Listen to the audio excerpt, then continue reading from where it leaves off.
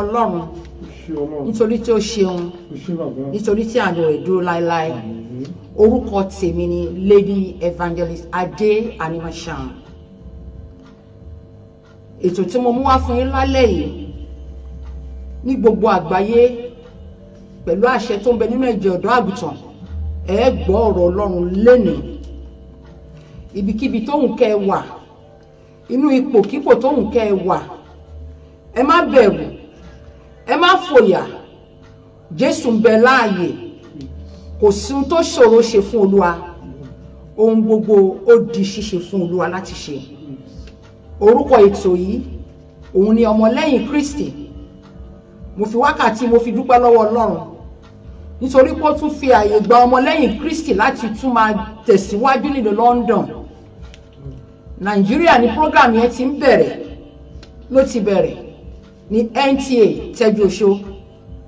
Olúwa tún fi àyè gbà wá, kì í ṣe mímọ̀ ṣe wa, Olúwa ló ń ṣọlá ẹ̀. Ó ti wà ní àkọọ́lẹ̀ ni ìpè ọmọlẹ́yìn Kristi láti ẹnu ìbílẹ̀ rédíò lẹ́ẹ̀tì gbọ́. Mo fi yẹn mo fi dúpẹ́ ní ọwọ́ Ọlọ́run nítorí pé ó ṣeun, nítorí tí àánú ẹ̀ dúró láéláé. Mo wá dúpẹ́ lọ́wọ́ Ọlọ́run wípé ó gbà mí láyè láti lò mí, kò ń ṣe mímọ̀ ṣe mi, oore ọ̀fẹ́ ni mo rí gbà. Gbogbo ẹ̀yin tẹ́ ń gbọ́ mi, tẹ́ ń wá oore ọ̀fẹ́ Ọlọ́run, mo pa láṣẹ mi ò dárábà nítorí pé èmi gbẹ́kẹ̀lé Olúwa. Ó sọ fún mi nínú ọ̀rọ̀ rẹ̀, ó ní tó ẹni tó bá gbẹ́kẹ̀lé Olúwa ni yóò dàbí òkè Síónì tí a kò lè ṣí nídìí ṣùgbọ́n tí ó dúró títí láéláé. Èmi gbẹ́kẹ̀lé Olúwa, ẹ̀rù ò bà mí. Mo ní bàbá tó ju bàbá lọ, òun lórúkọ rẹ̀ ń jẹ́ Jésù Olùgbàlà.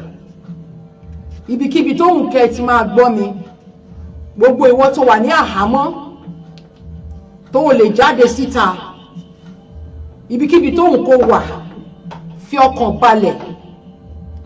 Jésù á yọjú sí ẹ, á nawọ́ àánú ẹ̀, á bà ẹ́.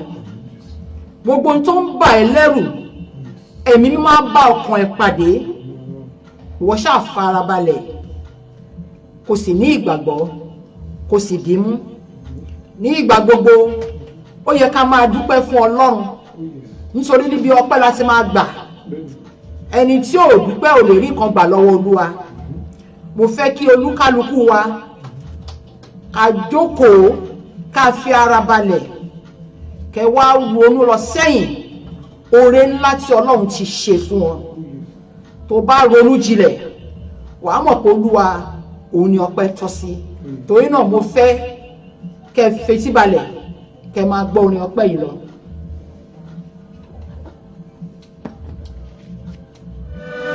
Nígbà tí Jésù láyé mi, tó má dájú pé èmi ò rí ẹni gbà.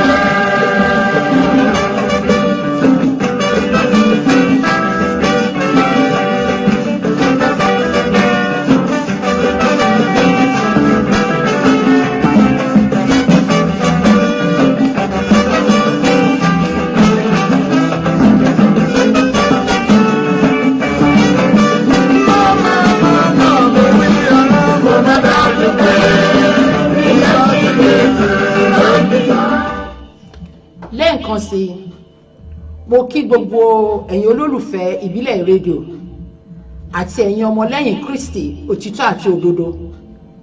Mo tún kí ẹ̀yin náà tẹ̀sí ń wá Ọlọ́run. Mo mọ̀ dájú pé ní orúkọ Jésù ẹ bá Ọlọ́run pàdé.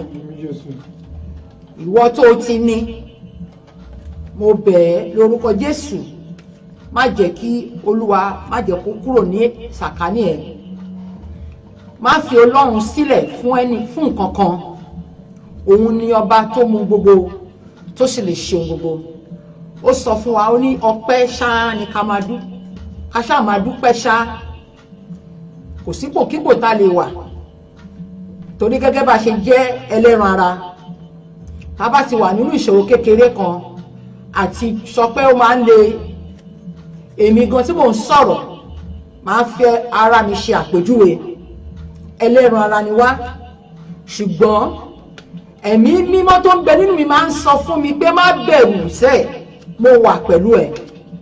Torí náà mo rọ gbogbo èèyàn olólùfẹ́ ìbílẹ̀ rédíò tẹ́ ń gbọ́ mi ní wákàtí ọ̀wọ̀ yìí, ẹ jókòó, ẹ fi ara balẹ̀. Ipòkípò tó ń kẹ́lẹ̀ wà, ẹ ṣáà máa dúpẹ́ torí pé ẹ wà láyé, ẹ wà láàyè. Tí ẹ bá dé hospital, ẹ mọ̀ pé oore ọ̀fẹ́ lẹ rí gbà. Tẹ́ bá tún wá lọ sí prison, ẹ mọ̀ pé oore ọ̀fẹ́ lẹ rí gbà. Tẹ́ bá tún wá dé deportation camp, ẹ mọ̀ pé oore ọ̀fẹ́ lẹ rí gbà. Torí náà ó wà láyé, ó wà láàyè, ọpẹ́ ló yẹ Ọlọ́run wa. Ètò ọmọlẹ́yìn Kristi lẹ̀ ń gbọ́. Ẹ máa bá mi ká lọ pẹ̀lú orin ọpẹ́ àti ìyìn.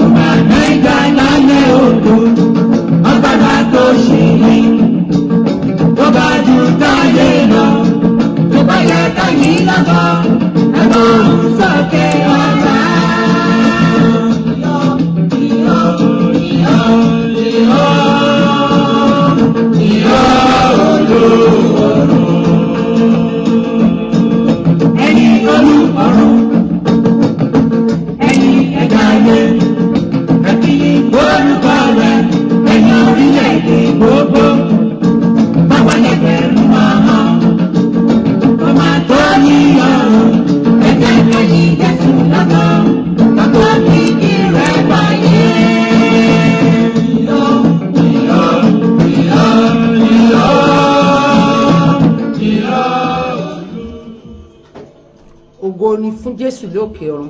Hallelujah. Adúpẹ́ àyàn lógo Ọlọ́run. Ṣé bàbá? A ó máa yàn títí ayé wa ni. Oore ọ̀fẹ́ rẹ kò ní kúrò nínú ayé wa, kò ní kúrò nínú ayé àwọn tó ń gbọ́ ètò rẹ ní wákàtí ọ̀wọ̀ yìí. Síwájú ohun gbogbo, kí a tó tẹ̀síwájú lórí ètò ọmọlẹ́yìn Kristi tòní, ìdí ẹ̀ tí ètò fi wá, ohun tá ó máa ṣe lórí ètò náà, mo fẹ́ pe ẹ̀mí mímọ́ Ọlọ́run kó sọ̀kalẹ̀, kó wá bá wa pé ẹ̀mí mímọ́ Ọlọ́run kó sọ̀rọ̀ ìjìnlẹ̀ jáde, kó sọ̀rọ̀ ìtura, kó sọ̀rọ̀ àlàáfíà, kó sọ̀rọ̀ ìtúsílẹ̀, kára kó tu àwọn èèyàn Ọlọ́run, inú àwọn ọmọ Ọlọ́run kó dùn, ayọ̀ wa kó kún, gbogbo ìbẹ̀rù kó dópin, ìyanu kó bẹ̀rẹ̀ sí ṣẹlẹ̀. Ìwọ ni Ọlọ́run tó pè mí Ọlọ́run. Mo bẹ̀bẹ̀ ní wákàtí ọ̀wọ̀ yìí pẹ̀lú àṣẹ tó ń bẹ nínú ẹ̀jẹ̀ ọ̀dọ́ àgùntàn. Mo ní ẹ̀yin ẹ̀mí mímọ́ Ọlọ́run, ẹ sọ̀kalẹ̀, ẹ wá bá mi ṣiṣẹ́. Mi ò wá síbí láti wá ṣèfẹ́ inú mi bàbá mi, bí kò ṣe ìfẹ́ ìwọ Ọlọ́run ọba láyé. Torí náà mo ké pe ẹ̀mí mímọ́ Ọlọ́run, sọ̀kalẹ̀, wá gba gbogbo ògo, o ṣé Ọlọ́run tiwa. Ẹ̀yin Olúwa orílẹ̀-èdè gbogbo. Ẹ̀yin Olúwa orílẹ̀-èdè gbogbo. Ẹ̀yin Olúwa orílẹ̀-èdè gbogbo. Ẹ̀yin Olúwa orílẹ̀-èdè gbogbo. Ẹ̀yin Olúwa orílẹ̀-èdè gbogbo. Ẹ̀yin Olúwa orílẹ̀-èdè gbogbo.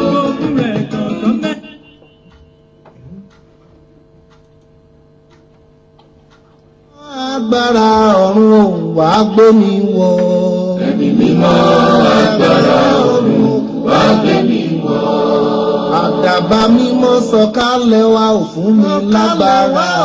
Ẹ̀mí mímọ́ agbára ọ̀run wá gbé mi wọ̀.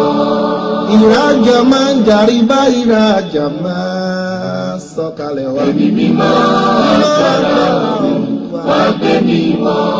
Ẹ̀mí mímọ́ tútù ní yára bí afẹ́fẹ́ òwúrọ̀ o. Ẹ̀mí mímọ́ agbára ọ̀run wá gbé mi wọ̀. Agbára iná ìgbàanì tó ti ṣìnà ìṣọ̀lẹ̀ o wá o. Ẹ̀mí mímọ́ agbára ọ̀run wá gbé mi wọ̀. Ẹ̀mí tó wá bí ahọ́n iná tí ń kọ́ni tí ń tọ́ni wá o. Ẹ̀mí mímọ́ agbára ọ̀run wá gbé mi wọ̀. Àlejò olóore mo fi rẹ̀lẹ̀ pé ọwọ́ àwọ̀ sọ́kàn mi ò rè. Ẹ̀mí mímọ́ agbára ọ̀run wá gbé mi wọ̀. Ẹ̀mí mímọ́ olùtùnú sọkàn mi di ibùgbé rẹ̀ wà dàgbà. Ẹ̀mí mímọ́ agbára ọ̀run wá gbé mi wọ̀. Ẹ̀mí mímọ́ agbára ọ̀run wá gbé mi wọ̀. Ẹ̀mí mímọ́ agbára ọ̀run wá gbé mi wọ̀.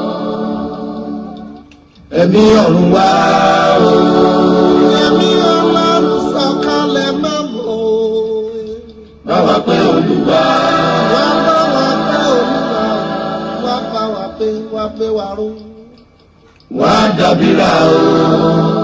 Lórí òun adé. Alágbára o. Ẹ̀mí ọ̀run wá o.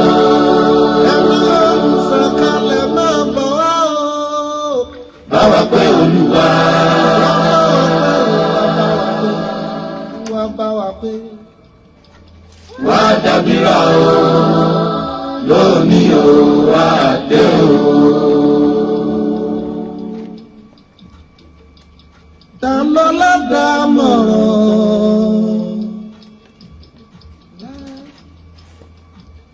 láì fi dámọ̀ràn ṣe. Ta ló lè sọ̀rọ̀ jùlẹ̀ láì fi tọ̀rọ̀ fúnra rẹ̀ ṣe o. Bí kò bá ṣe pé Olúwa kọ lẹ́nà ẹni tọ́kọ ń ṣe lásán ni o. Ẹ̀mí ọ̀run wá o. Ẹ̀mí ọ̀run sọ̀kalẹ̀ wá o máa bọ̀. Bá wa pé Olúwa. Wá bá wa pẹ́ o. Wá bá wa pẹ́ o. Wá dàbíra o. Lóní òun adé. Mo kí yín pé ẹ kú ìjókòó, ẹ kú ìfaradà, ẹ dẹ̀ kú sùúrù. Ètò ọmọlẹ́yìn Kristi òun lẹ̀ ń gbọ́ lọ́wọ́lọ́wọ́ láti iléeṣẹ́ wa ìbílẹ̀ rédíò tó wà nílùú London níbikíbi tí ẹ ti ń gbọ́ mi, inú ipòkípò tóhùn kẹ́lẹ̀ wà lórúkọ Jésù, ẹ̀mí ni wọ́n á tù yín lára. Gbogbo òkè ìṣòro tóhùn kó lè wà níwájú orí kọ̀ọ̀kan wa, ẹ̀mí máa wọnú ẹ̀, á ṣe àtúnṣe. Ọlọ́run nìkan ṣoṣo lọ́ba tó ń fini lọ́kàn balẹ̀. Ní orúkọ Jésù, á rán ẹ̀mí mímọ́ rẹ̀, á wọnú orí kọ̀ọ̀kan wa, á fún wa ní ìfọ̀kànbalẹ̀. Ètò ọmọlẹ́yìn Kristi tá a mú wá fún yín láti iléeṣẹ́ ìbílẹ̀ rédíò. N tá a máa ṣe lórí ètò yìí òun ni pé a gba ara wa ní ìyànjú kò ń ṣe ohun mi nìkan lẹ máa gbọ́. Mo máa gbé àwọn tó ti kọjá oríṣiríṣi ìṣòro tí wọ́n dúró lórí àpáta Kristi, tí wọn ò wo ọ̀tún, tí wọn ò wo òsì, tó kọjú mọ́ Jésù. Ọlọ́run dẹ̀ ṣiṣẹ́ àrà, ó ṣiṣẹ́ ìyanu nínú ayé wọn. Wọ́n dúró gẹ́gẹ́ bí ẹni tíyàn ń wo ohun tó jẹ́ fún àwòkọ́ṣe fún àwa tá a pera wa ní ọmọ onígbàgbọ́, ọmọlẹ́yìn Kristi. Gẹ́gẹ́ bí mo ṣe sọ lẹ́ẹ̀kan, ẹlẹ́ran ara ni wá, kò lè ṣe kó má sí. Ṣùgbọ́n Olúwa sọ fún wa pé ká tújú ká, òun ti ṣẹ́gun ayé fún wa. Jésù Kristi tí gbogbo wa ń tẹ̀lé, tá a nígbàgbọ́ nínú rẹ̀ pé ó lè ṣe ohun gbogbo, ó kọjá ìṣòro tiẹ̀ náà. Èmi wá béèrè lọ́wọ́ ẹ̀yin tẹ́ ń gbọ́ mi ní wákàtí ọ̀wọ̀ yìí, gbogbo ohun tí bàbá wa Jésù tó lò kọjá, gbogbo ìṣòro tó gùn kọjá, ìyà tó jẹ, mélòó nínú àwọn ọmọ onígbàgbọ́ la lè gba ẹyọ kan nínú ẹ̀? Ṣùgbọ́n oore ọ̀fẹ́ tó wà nínú ikú tó kú lórí igi àgbélébù, ajẹ́ ìjẹmọ́nú ni fún gbogbo wa. Ọlọ́run á jẹ́ kí oore ọ̀fẹ́ náà kó jájẹmọ́nú fún wa lórúkọ Jésù. Ọ̀rọ̀ tá ó máa mú wá gbẹnu àwọn ìránṣẹ́ Olúwa, àwọn tó ṣẹ̀ṣẹ̀ gba Ọlọ́run gbọ́, àwọn tó ti ń bá Ọlọ́run rìnrìn àjò yìí ọjọ́ tó ti pẹ́. Gbogbo ohun tó là kọjá a máa gbọ́ lẹ́nu wọn, wọ́n á máa fún wa ní ọ̀rọ̀ ìyànjú. Àwọn ò wá láti wá da gbogbo ẹ̀ lẹ́yìn lórí, nítorí àwọn kan wá ní wọ́n tún ti dé. Bẹ́ẹ̀ ni Lady Evangelist Adé Animashaun dé, mo gbé Jésù dé, mo gbé dé. Ẹ gbà á, kẹ́ bá mi tọ̀wò, ẹ rí i pé rere ni Olúwa. Àwọn wọn ni wọ́n á máa wá lẹ́ẹ̀kọ̀ọ̀kan, wọ́n á máa gbà wá ní ìyànjú. Ó ṣe mí láàánú oríṣiríṣi tó ń ṣẹlẹ̀, pàápàá jùlọ sí àwọn àbúrò wa, àwọn ẹ̀gbọ́n wa tó wà ní Libya. Wọ́n wà nínú ìgbèkùn, wọn ò rẹ́ni tó máa lọ ṣèrànlọ́wọ́ fún wọn. Ká tó máa bá ètò yìí lọ, ẹ tún gbọ́ eléyìí. Lomi ẹlẹ́dàá mo òde òòrọ̀ mi, Ọlọ́run mo òde lomi ẹlẹ́dàá mo òde òòrọ̀ mi, òpè ní ní ṣọlá, bàbá pè mí mo dé o. Òpè ní ní ṣọlá, bàbá pè mí mo dé òòrọ̀ mi.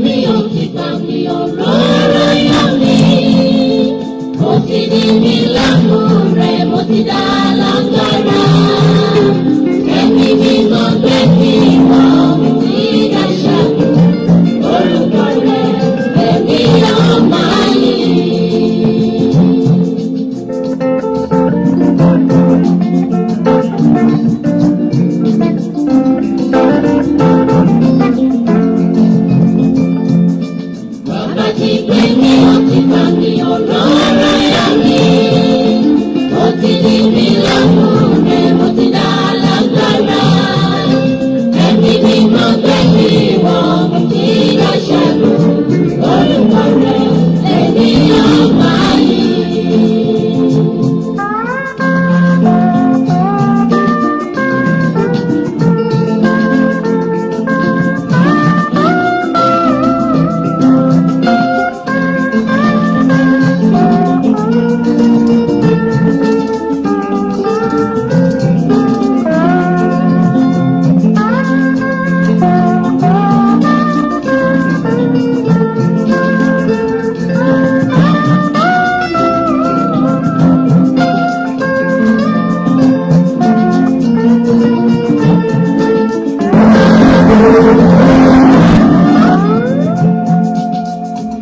mo yin Olódùmarè ọba tó láyé o mo yin atọ́ni ìgbà májàyà lóló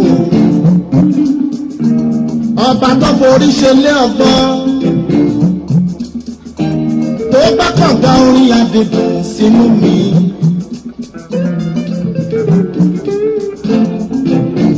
tó wá fáwọn ṣàgbára òkè lè máa kọrin ní òun lógo ni.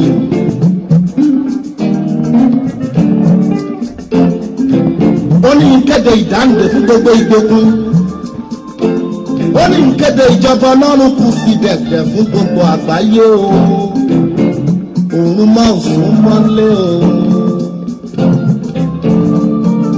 Bàbá ti pè mí ó ti bá mi ọ̀rọ̀ yọ mí. Ó ti ní mi lọ́kùn rẹ̀ mo ti dá lágbára. Ẹ̀mí tí mo gbé mi wọ̀ mo ti dáṣà lù. Orúkọ rẹ̀ èmi yóò máa yìn.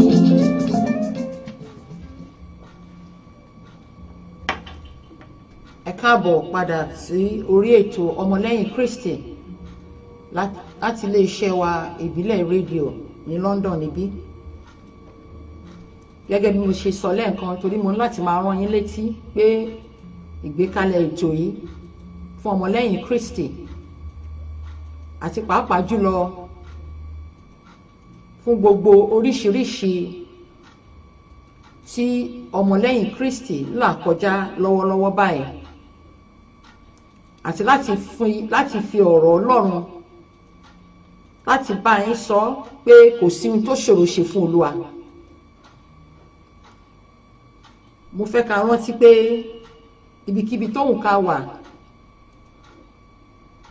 iṣẹ́ kò gba ọ̀pọ̀lọpọ̀ láàyè, kò fi àyè gba ẹlòmíì láti dìde àti láti wá àyè láti ka Bíbélì. Ọ̀rọ̀ Ọlọ́run dúró títí láéláé, kò yí padà. Ọ̀rọ̀ ló fi dálé ayé. Ó fún wa ní àṣẹ, ó ní ká pàṣẹ ọ̀rọ̀. Ohun tó bá ti fẹnu ẹ sọ, àṣẹ ti balẹ̀.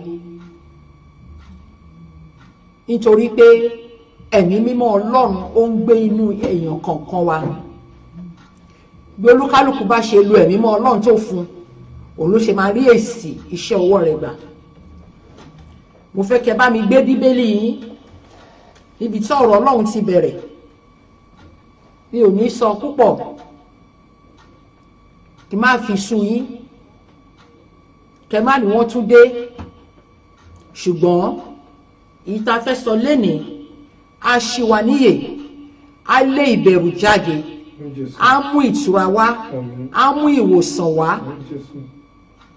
Gbogbo ìnira dópin lónìí. Ohun tó o bá ti fẹ́ fẹnu ẹ sọ fún Ọlọ́run. Bóde tí ń fẹnu ẹ sọ ní ìgbàgbọ́ pé ó ti ṣẹ.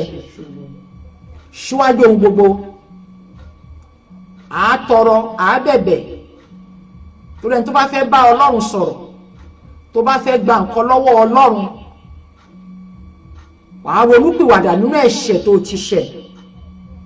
Torí ìwé mímọ́ jẹ́ kó yé ni pé ẹ̀ṣẹ̀ ló mú ní béèrè tí a kò fi ń rí gbà. Kò sí kékeré ẹ̀ṣẹ̀,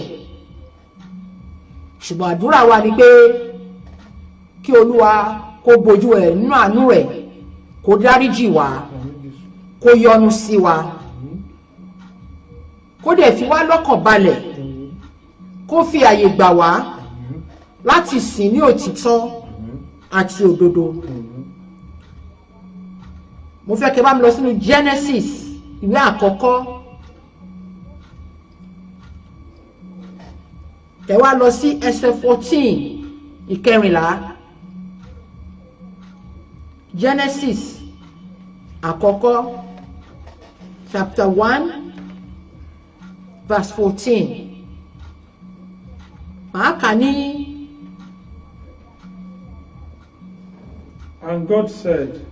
And God said, Let there be light in the firmament of the heaven, to divide the day from the night, and let there be the signs and for the reason, and for the day, and the year. Amen. Amen. Màá kà fún yín Yorùbá. Ọlọ́run sì wí pé kí àwọn ìmọ́lẹ̀ kí ó wà ní òfurufú ọ̀run láti pa ààlà ọ̀sán òun òru, kí wọn kí ó sì máa fún ní àmì àti fún àkókò àti fún ọjọ́ àti fún ọdún. Ọ̀rọ̀ l'Ọlọ́run sọ ń bẹ̀. Ọlọ́run pàṣẹ ọ̀rọ̀ ni pé kí òun kó wà, kí ìmọ́lẹ̀ kó wà, gbogbo ọlọ́dẹ ní ààyè wọn. Ọ̀rọ̀ ni ìwọ tó bá lè fẹnu ẹ tó lè fi sọ̀rọ̀ fẹ́ lòmíì, ó yẹ kó lè fẹnu ẹ gbàdúrà fúnra ẹ, torí àṣẹ ọ tí ó bá ti lanu tó ti sọ̀rọ̀ àṣẹ ti balẹ̀. Òun náà ṣe máa ń sọ fún wa pé ká máa mọ ohun tó ń jáde lẹ́nu wa, ká ṣọ́ra, nítorí pé bí ó bá ti sọ àṣẹ ti balẹ̀. Tẹ́ bá tún wọ same Genesis yẹn náà, lórí ìwé yẹn náà, kẹ́ lọ sí chapter 22 verse 22. Ẹ má bínú. Same chapter, Genesis 1:22.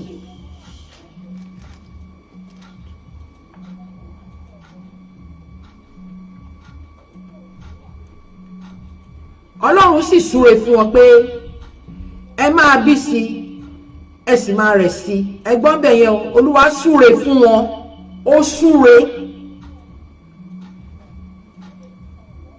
Tó bá ń ṣe nǹkan, tó bá wà ní church, tó bá ní kó gbàdúrà, òun súre ni. Wọ́n ṣáàlè ní kó gbàdúrà kó má sọ̀rọ̀ òdì. Wọ́n bá ti ní kẹ́ gbàdúrà, òun súre ni. Olúwa sì súre fún wọn, ó súre fún wa gbogbo wa, àti ẹ̀yin tẹ́ ń gbọ́ mi. Ó ní ká máa bí sí, ó dẹ̀ ní ká máa rẹ̀ sí. Nǹkan tó ọ̀rọ̀ ńlá ni. Tọ́lọ́run ò bá súre, èmi àti rẹ bọ́lá bá wà lẹ́nìí. Ọ̀rọ̀ ni. Ó tún wá padà sísàlẹ̀ ní verse 28. Mo fẹ́ kí ẹ̀gbọ́n mi kàn bá mi kà ní English. And God blessed them. And God said unto them, Be fruitful, and multiply, and replenish the earth, and subdue it, and have a dominion over the fish of the sea, and over the fowl of the air, and over every living thing that moveth upon the earth. Ọlọ́run tún súre ń bẹ̀. Ọlọ́run ó sì súre fún wọn, ó súre fún wa. Ọlọ́run wí fún wa pé ó ní ká máa bí sí, yàwọn kó ti sọ tẹ́lẹ̀ ń bẹ̀ yẹn, ó tún sọ again. Ó tún tẹnu wọn pé òun súre fún wa. Ó ní ká máa bí sí, ká máa rẹ̀ sí, kí a sì gbilẹ̀, kí a sì ṣe ìkáwọ́ gbogbo nǹkan tó wà lórí ilẹ̀, kí a sì máa jọba lórí ẹja òkun àti lórí ẹyẹ ojú ọ̀run àti lórí ohun alààyè gbogbo tí ń rákó lórí ilẹ̀. Ọ̀rọ̀ ni. Ó súre, ọ̀rọ̀ ni. Tó bá wà nínú àìbalẹ̀ ọkàn kan tó ń ronú, tó mẹ́ni tó máa bá sọ̀rọ̀ ẹ, ó ti sọ̀rọ̀ ẹ fáwọn èèyàn títí wọ́n wá ń gbá ẹ, wàá jókòó, wàá wòkè, wàá kọrin, wàá ní bó tilẹ̀ wù kínú ẹ̀ má dùn, but tó bá ti kọrin yẹn jáde wàá rí pé ara ẹ̀ á balẹ̀, kò sí irú ìṣòro tó lè wà. Èmi gan tí mò ń sọ̀rọ̀, mi ò pé ẹlẹ́ran ara ni mí, mo ní ìgbà tèmi náà, ṣùgbọ́n màá wòkè, màá ní ẹ bá mi dúpẹ́ lọ́wọ́ Jerimóyámà tó ṣe lérí tó sì mú májẹ̀mú ṣẹ. Ayé ló tán, Jésù mi ló kù, ẹ bá mi yọ̀, ẹ bá mi yọ̀, ẹ bá mi yọ̀ mo yìn bàbá lógo. Olùṣọ́ àgùntàn mi tún máa ń kọrin kan nígbà tó bá sú mi tán, gẹ́gẹ́ bí mo ṣe sọ, ẹlẹ́ran ara ni gbogbo wa. Orin náà olùṣọ́ àgùntàn mi fẹ́ràn orin, a ní la ilẹ̀ mi kọjá káyé mi kò lè níyànjú, la ilẹ̀ mi kọjá o káyé mi kò lè nítumọ̀, Ọlọ́run tó nílẹ̀ bàbá wa la ilẹ̀ mi kọjá. Ṣé ti rí bẹ́ẹ̀ yẹn? Màá kọrin tí bá ti máa kọrin tí mo ti lọ tí mo ti mú rìn lọ rìn bọ̀, màá tún dìde, ẹ̀mí á sọ fún mi pé má bẹ̀rù, mo wà pẹ̀lú rẹ̀. Ẹ jẹ́ ká máa yin Ọlọ́run lógo, ẹ jẹ́ ká máa kọrin sí, ẹ jẹ́ kí ọkàn wa mọ́ sí ọmọlàkejì wa. Ìwé mímọ́ fi yé mi, ó ní òun ò fi fún olúkálukú gẹ́gẹ́ bí iṣẹ́ ọwọ́ ẹ̀, láti rí ìbùkún gbà, láti rí ìtura, láti rí àlàáfíà, láti rí ìfọ̀kànbalẹ̀. Ẹ jẹ́ ká fẹ́ràn ara wa, ìfẹ́ ṣe pàtàkì.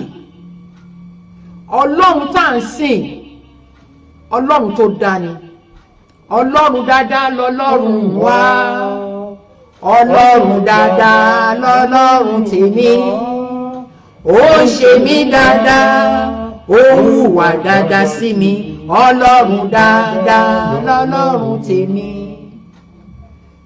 Nígbà tí bá ti tẹ́ kọrin pé Ọlọ́run dáadáa lọ́lọ́run tiẹ̀, kí ni wọ́n ń ṣe sọ́mọlàkejì ẹ̀? Kí ni nǹkan tó ń ṣe lẹ́yìn? Torí ẹ̀ṣẹ̀ ni ò jẹ́ ká rí nǹkan gbà lọ́wọ́ Ọlọ́run.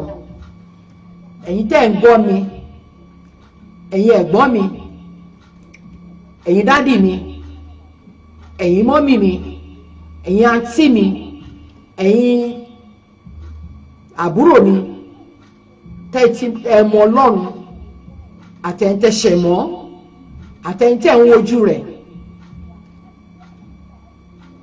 Ẹ jẹ́ kí a fẹ́ràn ara wa, kí olúkálukú kó yẹ ọkàn ara ẹ̀ wò. Tó bá ti yẹ ọkàn ara ẹ̀ wò, tó ti dá ẹ lójú wípé ọkàn mi mọ́ sí lágbájá, kò sí ṣòro tó lè wà, temporary lè ní, bó ṣe wá ló máa lọ. Ẹ jẹ́ ká fẹ́ràn ara wa, ẹ jẹ́ ká di Jésù ìmú, ẹ jẹ́ ká ní ìgbàgbọ́ nínú ẹ̀. Tó bá ń bẹ́ síbí tó ń bẹ́ sọ̀hún, wọ́n á mú gbogbo nǹkan náà, wọ́n á dàrú mọ́ ẹ lójú. O wà nímọ̀ràn tó máa gbé gbà mọ́, wà wá dá jókòó sílé, wà máa wo òkè. Pé Ọlọ́run nínú kọ̀ọ̀rọ̀ yàrá ẹ̀, òun wẹ̀ pé, òun sọ́njẹ ni pé, ó wà lórí bẹ́ẹ̀dì ohun òkun ẹ̀ pé, ó wà lórí ìrìn, má bá sọ̀rọ̀ nínú ọkàn ẹ̀, ó ń gbọ́. Ọba tí ń gbọ́ àdúrà ni, Ọlọ́run ọlọ́pẹ́ ni, kò ṣe ohun tì rí. Ibi tó bá mi dé lénìí, mo fi ọpẹ́ fún. Torí náà mo máa ń bè lọ́wọ́ ara mi pé kí ni mo ṣe t'Olúwa fi fẹ́ràn mi báyìí?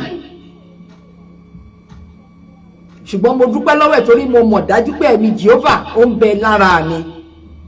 Oore ọ̀fẹ́ lèmi náà rí gbà. Mi ò jókòó síbi kí n máa sọ fún yín pé mo pé, mi ò pé o. Ṣùgbọ́n mo mọ iṣẹ́ ọwọ́ mi, ó dá mi lójú. Olúwa Ọlọ́run ọba láyé kó ràn wá lọ́wọ́, kó wọnú orí kọ̀ọ̀kan wa, kó ṣíjú àánú ẹ̀, kó mọ́lẹ̀ sí wa lára. Ẹ̀mí mímọ́ ó ṣe pàtàkì nínú ayé onígbàgbọ́. K'Olúwa kó jogún ẹ̀mí mímọ́ rẹ̀, kó jogún rẹ̀ fún wa. Bó bá dẹ̀ tí ń jogún ẹ̀ fún wa, kó fún wa ní oore ọ̀fẹ́ láti tẹ̀lé ìlànà ẹ̀mí mímọ́ tó wà lára wa. Mo fẹ́ kẹ́ bá mi lọ sí Matthew 7.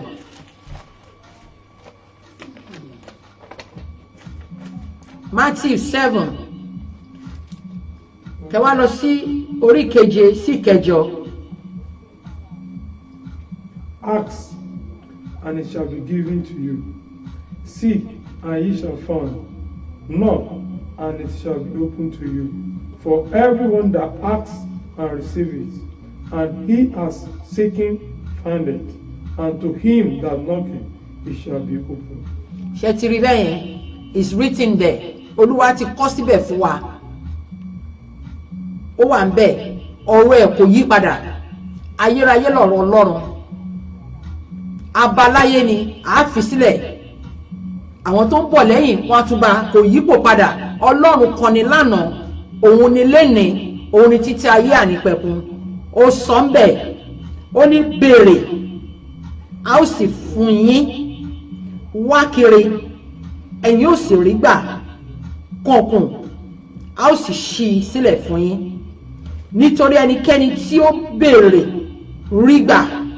Ẹ gbọ́ bẹ̀ yẹn o. Nítorí ẹnikẹ́ni tí ó béèrè rí gbà. Ẹni tí ó bá sì wá kiri ń rí. Ẹni tó bá sì ń kànkùn lè a ó ṣí sílẹ̀ fún. Kò fi kún kò yọ kúrò. Tó bá béèrè wá rí gbà. Tó bá kànkùn ló wá ṣí. Tó bá wá kiri ó ní wàá rí. Ọlọ́run wa ọ̀rọ̀ ẹ̀ ó wà títí ayérayé ni. Mo fẹ́ gbà yín ní ìyànjú. Ẹ jẹ́ ká múra ká máa gbàdúrà. Ẹ jẹ́ ká tẹra mọ́ àdúrà gbígbẹ́. Ẹ jẹ́ ká fààyè sílẹ̀ fún àdúrà. Ẹ jẹ́ ká ní wákàtí tá a máa bá Ọlọ́run sọ̀rọ̀. Tẹ́ bá ti ní wákàtí tẹ́ máa bá Ọlọ́run sọ̀rọ̀, ó máa mú yín lára láti inú wa. Èmi á máa sọ fún ẹ. Á sọ fún ẹ tágo bá ti tó pé ó yẹ kó gbàdúrà. Torí náà, ẹ̀yin èèyàn mi, nílé lóko, ní Nàìjíríà, ní Amẹ́ríkà, ní London, ní Dubai, gbogbo ibi tí ẹ wà, ní France, ní Italy, kò sí òkè ìṣòro náà tí Ọlọ́run kò lè sọ di pẹ̀tẹ́lẹ̀. Ṣùgbọ́n ó ń dúró pé kẹ́ ẹ béèrè, òun yóò fi fún yín. Òun ní òun ni èmi ni má ṣe bẹ̀rù. Kò sí agbára míì níbì kankan bí kò ṣe agbára Ọlọ́run ọba láyè. Ọlọ́run ọba tí kò ṣeun sì ní lórúkọ rẹ̀ yóò máa jẹ́ Ọlọ́run fún gbogbo wa. Gbogbo òkè ìṣòro tóhùn ká lè máa dojúkọ ní wákàtí ọ̀wọ̀ yìí ní orúkọ Jésù, ẹ̀mí àwọn wòlíì á sọ di pẹ̀tẹ́lẹ̀. Gbogbo orí kọ̀ọ̀kan tó wà nínú ìhámọ́ ní wákàtí ọ̀wọ̀ yìí, tẹ́ ẹ mọ̀ bẹ́ẹ̀ ṣe fẹ́ kúrò ńbẹ̀. Ẹ ti pariwo ẹ̀rẹ́ ni gbà yín. Ẹ ti pariwo ẹ̀rẹ́ ni yọ yín. Mò ń sọ fún yín lónìí, tẹ́ ń là kọjá ní wákàtí ọ̀wọ̀ yìí, òpin ti dé bá lórúkọ Jésù. Gbogbo ẹ̀yin tó ń fìyà jẹ, torí kò sẹ́ni tó máa mú wọn, àwọn gbàgbé ni pé Ọlọ́run kò yí padà. Ó ń wò wọ́n, ó dúró ń wò wọ́n. Wọ́n sẹ́ndì kan sí mi lórí WhatsApp mi lánàá, lórí group Christianity group mi. Wọ́n dẹ̀ dá ọmọkùnrin, wọ́n dá dùbúlẹ̀ ní ìhòhò. Wọ́n dẹ̀ ń da iná sí lára. Ọmọ èèyàn kan ni. Bá a ṣe bí ẹrú la bí ọmọ. Wọ́n tún wá yà ń fọ́tò. Wọ́n ń sẹ́ndẹ̀ sí gbogbo àgbáyé. Irú ọmọkùnrin náà nígbà tí mo rí, mo sọ fún Ọlọ́run, ọ̀rọ̀ yìí yé o, tú ọmọkùnrin sílẹ̀. Kò sí wọ́n tilẹ̀kùn mọ́, wọ́n dẹ̀ ń dáná sí lára nínú ìhòhò. Wọ́n wá fi ń ṣe yẹ̀yẹ́. Ọlọ́run ọba tó ní wákàtí á tú sílẹ̀. Gbogbo àwọn tó kù tó wà nílùú yẹn, torí àwa wà níbí láti dá ẹnì kankan ní ẹjọ́. oore ọ̀fẹ́ làwa náà rí gbà tá fi wà ní London lénìí, kò ṣe mímọ̀ ṣe èèyàn kankan tó lọ bó ti ń gbàdúrà fúnra ẹ̀ máa rántí àwọn tó wà ní ìhámọ́, máa rántí àwọn tó wà ní ìdààmú, máa rántí àwọn tó wà ní wàhálà. Ibi tó ti ń gbàdúrà fún ẹlòmíì, Ọlọ́run ti gbàdúrà fún ẹ. Kò sí kankan tó lè yí padà tó o gbàdúrà fún ẹlòmíì. Ọlọ́run á máa wò pé o ti ẹ̀gbẹ́ tí ẹ sẹ́gbẹ̀ẹ́, òun gbàdúrà fẹ́ oore ọ̀fẹ́ yẹn lásán kó tó béèrè tiẹ̀ ó ti ṣe fún ọ. Ẹ jẹ́ ká máa gbàdúrà fúnra wa, ẹ jẹ́ ká máa rántí àwọn tó wà nínú wàhálà, ẹ jẹ́ ká máa rántí àwọn tó wà nínú ìhámọ́, ẹ jẹ́ ká máa rántí àwọn tẹ́bi ń pa, ẹ jẹ́ ká máa rántí àwọn ẹbí, ẹ jẹ́ ká máa rántí àwọn ará. Nítorí pé ohun Ọlọ́run ni láti gbé wa lọ́wọ́ sókè. Ṣùgbọ́n ìwọ tó ń gbọ́ mi ní wákàtí ọ̀wọ̀ yìí, ohunkóhun tóhun kó lè máa kọjá lọ́wọ́lọ́wọ́ yìí, ìṣòro kíṣòro náà tóhun kó lè jẹ́, mo sọ fún ẹ pé Jésù ń bẹ láàyè. Olúwa tọ́ ìṣòro náà lórúkọ Jésù. Ẹ̀mí mímọ́ á dúró tì ẹ́. Ẹ̀mí mímọ́ kò ní fi ọ́ sílẹ̀. Olúwa yọ́nú sí ẹ. Ẹ̀mí mímọ́ sọ pé ọkùnrin kan òun gbọ́ mi ní wákàtí ọ̀wọ̀ yìí, òun gbọ́ mi ní wákàtí ọ̀wọ̀ yìí. Gbogbo èrò tó fẹ́ ṣe má ṣe o, má ṣe, má ṣe, fi gbogbo ẹ̀ sílẹ̀ fún Ọlọ́run.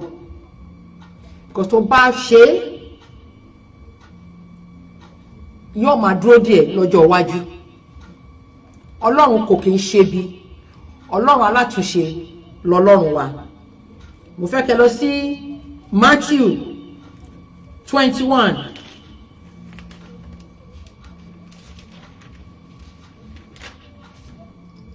Two to 3. Matthew 21, 2 to 3.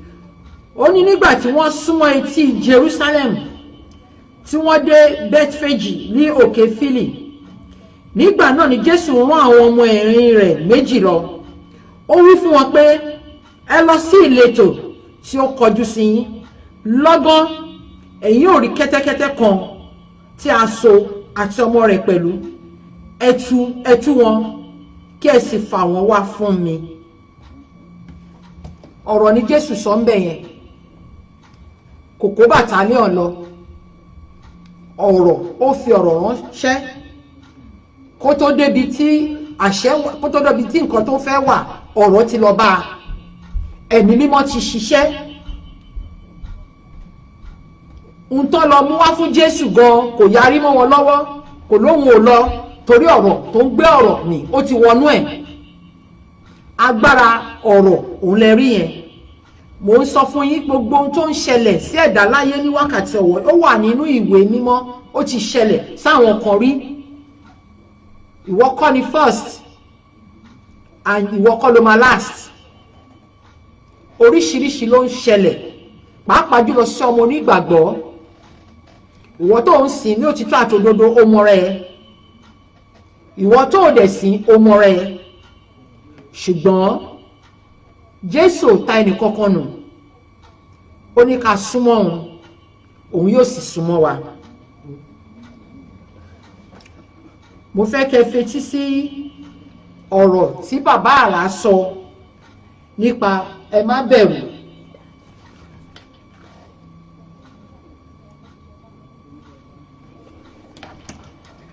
Ọlọ́run tá à ń sìn kò fi ẹnì kankan wá sílẹ̀. Oore ọ̀fẹ́ á máa bá wa gbé, ààbò rẹ̀ á dájú lórí wa. Ọ̀rọ̀ ó ṣe pàtàkì.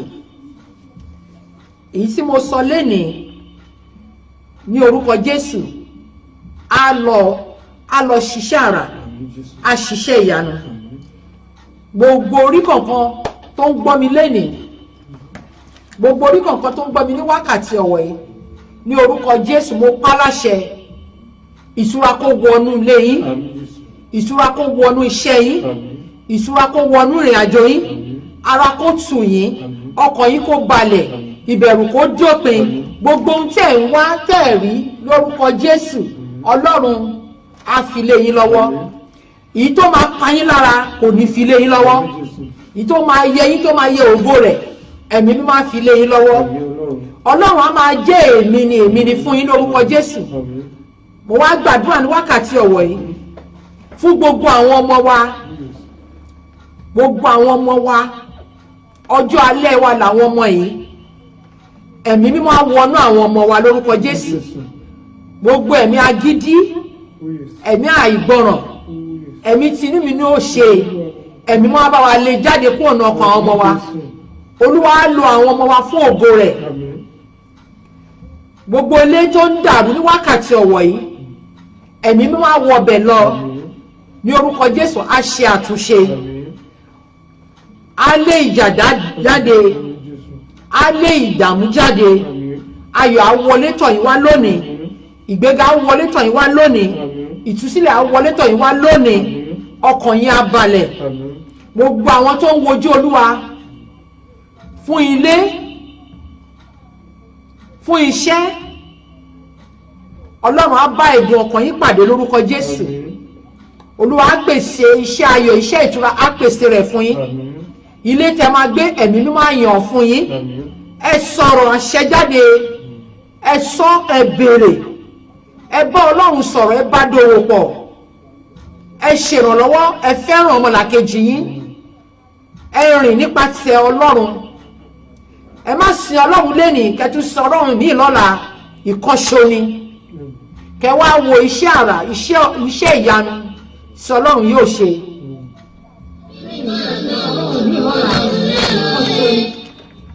Kẹ wá wo iṣẹ́ àrà iṣẹ́ ìyanu tí Ọlọ́run yóò ṣe.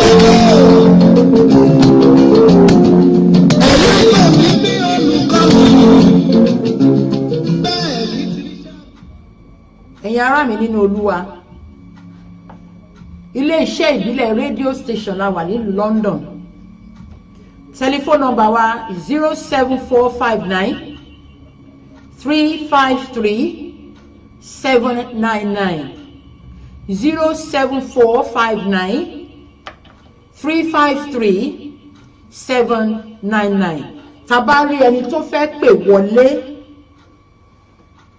bí ẹ fẹ́ béèrè ni abẹ́ fẹ́ àdúrà a wà lórí WhatsApp náà nílùú Nàìjíríà anywhere tó bá hùn kẹwàá a wà lórí WhatsApp 07459 353 799 07459 353 799. tẹ́ bá fẹ́ pè láti Nàìjíríà ẹ fi +44 síwájú ẹ̀. ẹ bá fẹ́ pè láti Nàìjíríà ẹ fi +44 kẹwàá tẹ 07459 353 799.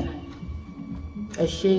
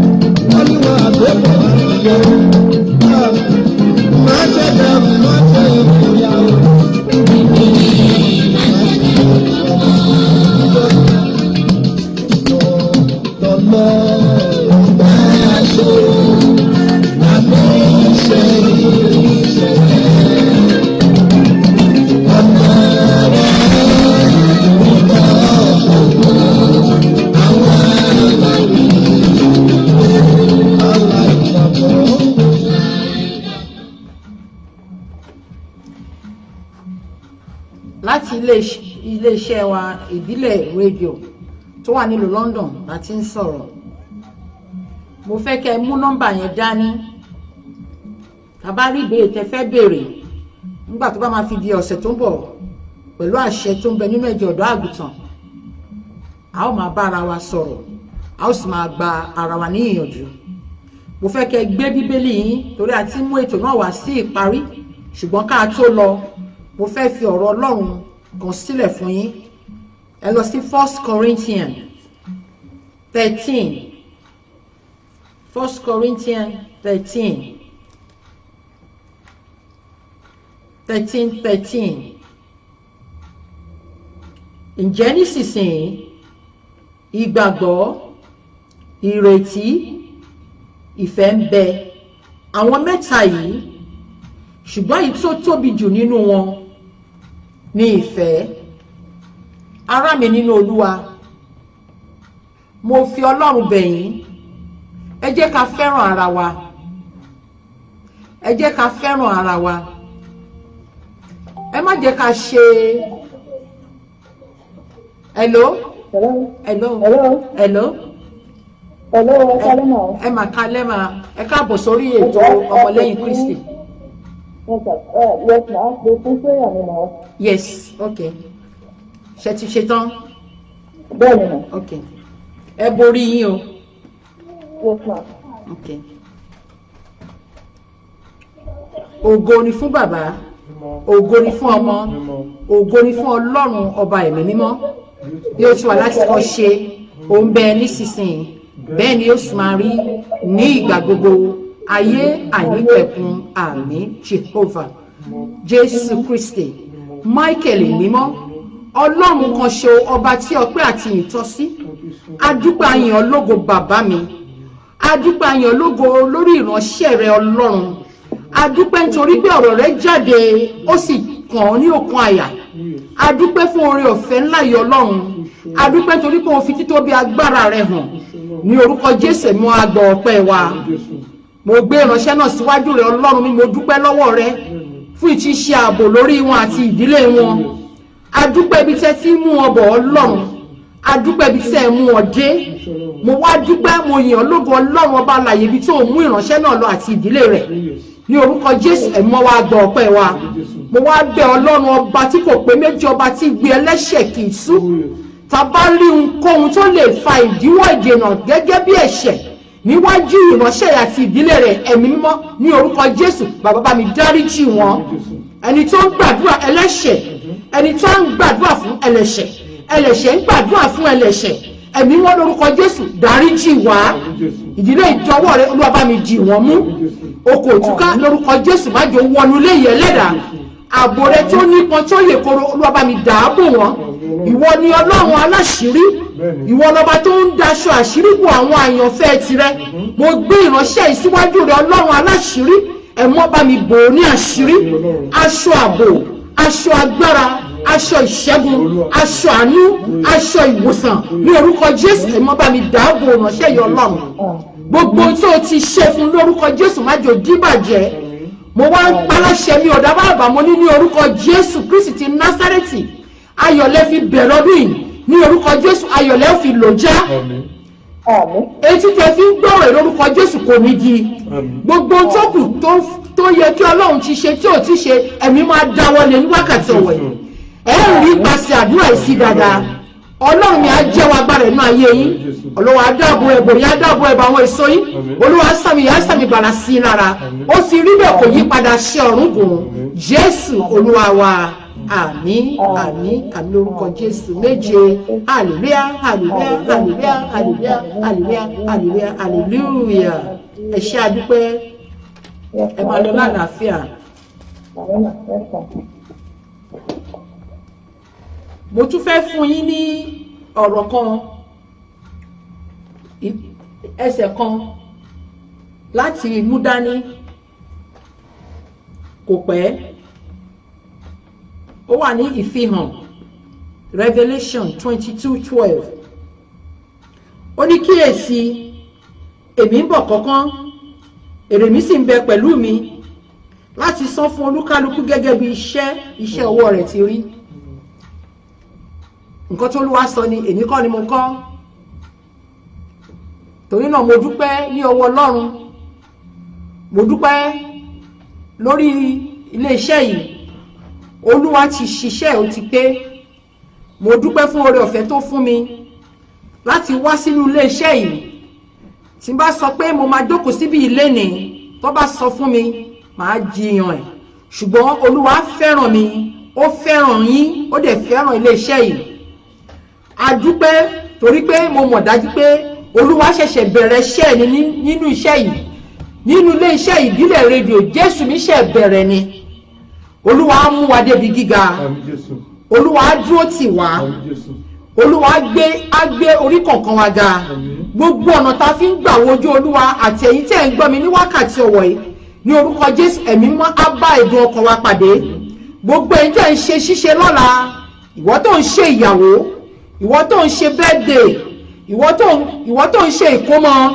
nǹkan ayọ̀ tẹ́ ẹ̀ ń ṣe tí Olúwa fún yín lórúkọ Jésù á bá yín kalẹ̀ àbámọ̀ kan kò ní ṣẹlẹ̀ nínú ilé yín gbogbo àwọn tó ń wojú Olúwa fún ọmọ ẹ̀mí mímọ́ aṣíjú àánú wò wọ́n gbogbo àwọn tó di wọ́ọ̀dì sẹ̀sínú Ọlọ́run ọba tó ṣiṣẹ́ ní àṣẹ pé á sọ̀ wọ́n kalẹ̀ ní ayọ̀ àti àlàáfíà gbogbo ọ̀nà tí olúkálùkù wa fi ń gbà wojú Ọlọ́run ẹ̀mí mímọ́ bá ẹ̀dùn ọkàn wa pàdé torí náà a dúpẹ́ ọyìn ológo Ọlọ́run mo fi ọpẹ́ mo fi ìyìn fún ọ bàbá mi àti Ọlọ́run mi ọba tí kì í dójú tì ní ọba tí kì í kọni sílẹ̀ ọba tí kì í gbàgbé ni Ọlọ́run kan ṣo awímáyé wọn sọ̀rọ̀ máa tàsé Ọlọ́run kan ṣo tó dà mọ́lẹ̀ borí bí aṣọ ògbàgbà tí ń gbára ìlara ò ṣe o bàbá mi mo dúpẹ́ mo yìn ọ́ lógo títí ní ọpẹ́ mi ní ọ̀dọ̀ rẹ Olódùmarè mo fi iléeṣẹ́ ìsí ààbò rẹ Ọlọ́run mi ẹ̀mí mọ́ wá jọba nínú ibi iṣẹ́ yìí gbogbo orí kọ̀ọ̀kan tó ń ṣiṣẹ́ rẹ nínú ibi iṣẹ́ yìí Ọlọ́run ní orúkọ Jésù yọ́nú sí wọn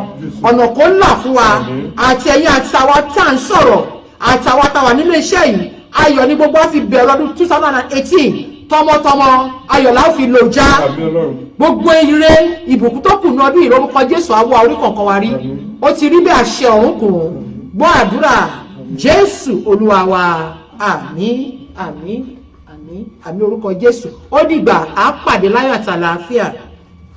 Ìgbàgbọ́ máa gbọ́ mi. Arọ́pá lómi ọ̀dọ̀. Ìgbàgbọ́ bọ́lá àtọ̀ ọ̀dọ̀ tó gbára. Ọ̀dọ́lọ̀ yìí ń fẹ́ ẹ̀wọ̀n kóró. Wọ́n lọ sí ìwé ìwé ìkóró.